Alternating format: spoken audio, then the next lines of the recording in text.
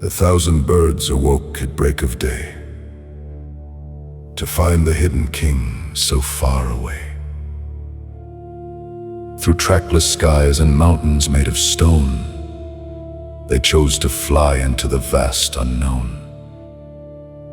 The road is long, the wind is sharp and cold, a destiny that only saints behold.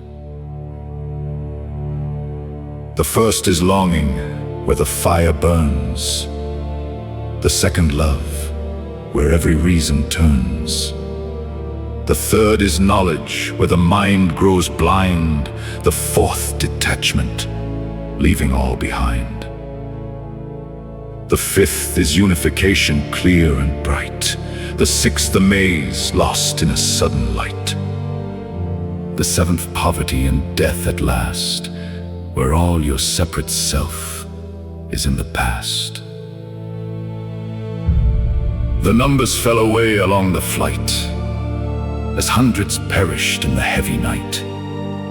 Yet 30 birds survived the endless pain to cross the valleys and the stormy rain. They reached the palace of the cosmic throne to look upon the king they wished to own. And in the mirror of that sacred place, they saw their own reflection, face to face.